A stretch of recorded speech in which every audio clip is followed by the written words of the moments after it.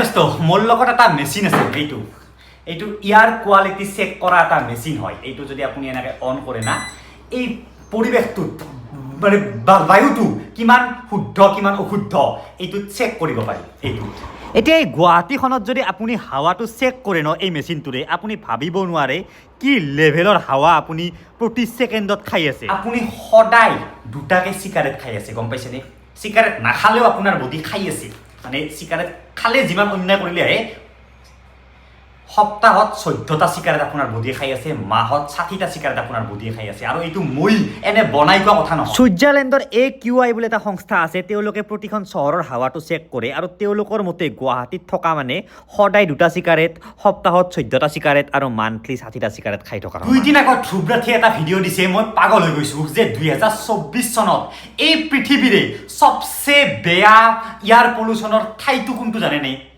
কোনো আফ্ৰিকাৰ কোনো বাংলাদেশৰ কোনো পাকিস্তানৰ ঠাই নহয় ভাৰতৰো কোনো দিল্লী নহয় কোনো মুম্বাই নহয় আমাৰ নৰ্থ ইষ্টৰ গুৱাহাটীৰ পৰা জাষ্ট অলপমান দূৰত থকা সেই বৰ্ণিহাটখন বুলি हैरानी की बात यह है दोस्तों कि ये इंडिया का ही एक शहर है और ये शहर नॉर्थ ईस्ट इंडिया में लाया करता है बर्नीहाट का छोटा सा शहर आसाम और मेघालय के बॉर्डर पर जिसे 2024 की IQA रिपोर्ट के अनुसार world's most air polluted city का दर्जा मिला है तो भाबी चाकचोन 9000 সৰু ডাঙৰ চহৰৰ ওপৰত এই ৰিচাৰ্জটো কৰিছিল আৰু তাৰে মাজত আমাৰ কাষৰ বৰ্ণিহাট নাম্বাৰ 1 তাকো ভালত নহয় ভাই ভালত নহয় এতিয়া বৰ্ণিহাটত থকা আৰু গুৱাহাটীত থকা একেই গুৱাহাটীৰ পৰা কিমান আধা ঘণ্টা দূৰ বৰ্ণিহাট তো সঁচাকৈ ইমান বেয়া কণ্ডিশ্যনত আমি থাকোঁনে এই পৃথিৱীৰ সবচে বেছি পলিউটেড ঠাই এইখিনিতে এটা কিয় চৰকাৰে এইটোৰ ওপৰত কিয় মাত নামাতে বাৰু চৰকাৰে মাত নামাতে বাৰু ৰুলিং গভৰ্ণমেণ্ট অপজিশ্যনে এইটোৰ ওপৰত কিয় মাত নামাতে কাৰণ এনেকুৱা ইয়াৰ কণ্ডিশ্যনত যদি আমি থাকোঁ আমাৰ কি হ'ব জানেনে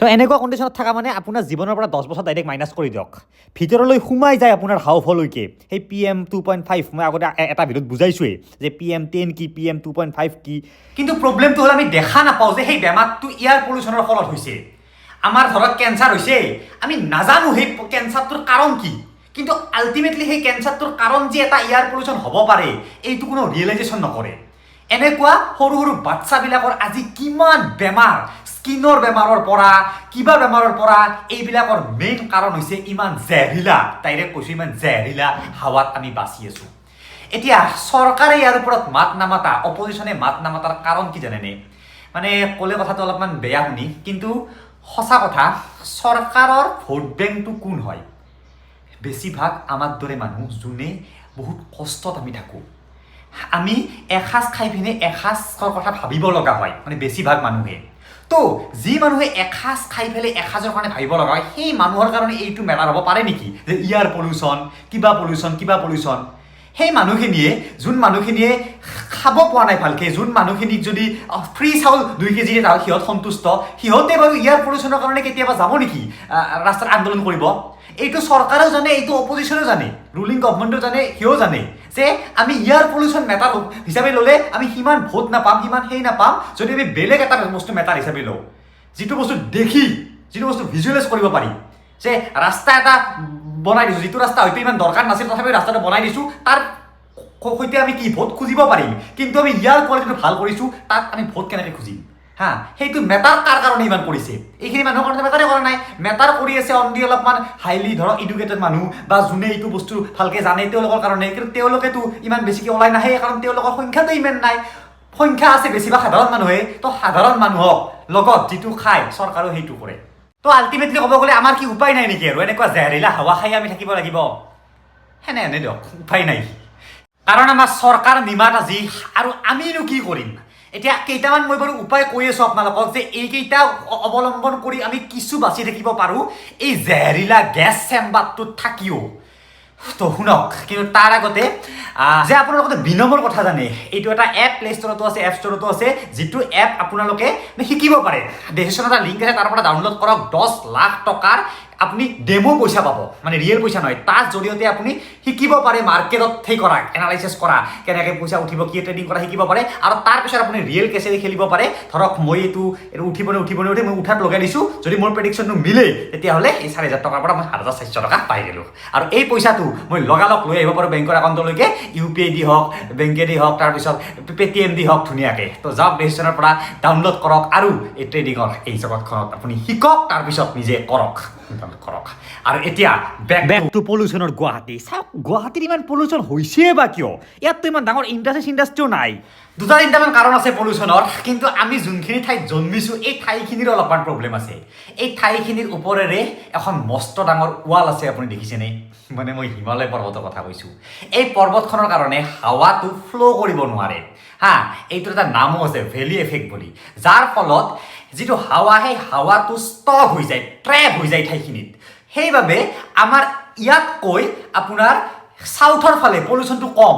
আপুনি গোৱাত যাওক, চেন্নাই যাওক, সেইফালে মুম্বাই যাওক, তাতো বহুত পলিউশ্যন আছে। কেইদিনমান আগতে চাগে দেখিছিলে এই মানুহজন এজন বিলিয়নাৰ হয়, আৰু এখেতে হেল্থ বহুত কনচিয়াছ, এখেতে ৰিভাৰ্ছ এজিঙৰ ওপৰত কাম কৰি আছে। তো এখেতে মুম্বাইত আহি পিনে এটা পডকাষ্টৰ মাজত এনেকৈ গুচি গৈছে যে কেনেকৈ মানুহে বাচি আছে এই ইণ্ডিয়াখনত এনেকুৱা ইয়াৰ কণ্ডিশ্যন কোৱালিটিক লৈ পিনে। আৰু কিন্তু তথাপিও আমাৰ ইয়াতকৈ মুম্বাই, চেন্নাইত পলিউশ্যন কমেই, কাৰণ মই ক'লোৱেই যে আমাৰ ইয়াত ট্ৰেপ হৈ যায়, কিন্তু মুম্বাই চেন্নাইৰ ওপৰেৰে পাৰ হৈ যাব পাৰে হাৱাটো। আৰু আমাৰ ইয়াত ক'ৰ পৰা বতাহবিলাক ক'ৰ পৰা আহি পেলাই আৰৱৰ পৰা ধূলাবিলাক লৈ আহিব, সেইফালে ৰাজস্থান, সেইফালে ধূলাবিলাক লৈ আহি পেলাই আমাৰ ইয়াত চবখিনি সেই হৈ যায়, আৰু তাৰপাছত হিমালয় পৰ্বত পাৰ হৈ চাইনাকো যাব নোৱাৰে। তো এইটো এটা প্ৰব্লেম। আৰু 2 নম্বৰ প্ৰব্লেম মানুহে ক্ৰিয়েট কৰা প্ৰব্লেম। আমাৰ ইয়াত যিমান সেই আছে, কনষ্ট্ৰাকশ্যন হৈ আছে, কিবা হৈ আছে, তাত সেই নাই, ভালকৈ কাভাৰ দিয়া নাই, ইমান গাড়ী মটৰ কিবা কিবি। এতিয়া ইয়াৰ কোৱালিটিটো ভাল কৰা পচিবল নে? আমাৰ ইয়াত মামাই ভাল কৰিব পাৰিবনে যদি ইচ্ছা কৰে? চাওক, যদি ইচ্ছা কৰে নিশ্চয় পাৰিব, কাৰণ প্ৰমাণ আছে অলৰেডি। চাইনাখন আজিৰ পৰা 10-12 বছৰ আগত চীন দেশত বহুত বেছি পলিউশ্যন আছিল, মানে চীনৰ বেইজিং, চেংহাই এই টাইপৰ চহৰত মানে আকাশ দেখাই নাছিল তেওঁলোকে। কিন্তু এই 7-8 বছৰত এনেকৈ ইয়াৰ পলিউশ্যন তেওঁলোকে কণ্ট্ৰল কৰিলে, বৰ্তমান ৱৰ্ল্ডৰ মষ্ট ক্লিনেষ্ট ইয়াৰ যদি পায় তাৰ মাজত চাইনাও পৰে। তেওঁলোকে কৰিলে কেনেকৈ? তেওঁলোকে ৰিয়েলি মেটাৰটো চাইছে, ক'ৰ পৰা পলিউশ্যন হৈ আছে। তেওঁলোকৰ প্ৰব্লেম হিমালয় নাছিল, তেওঁলোকৰ প্ৰব্লেম আছিল বেলেগ, তেওঁলোকৰ প্ৰব্লেম আছিল ইণ্ডাষ্ট্ৰিয়েল আছিল প্ৰব্লেম।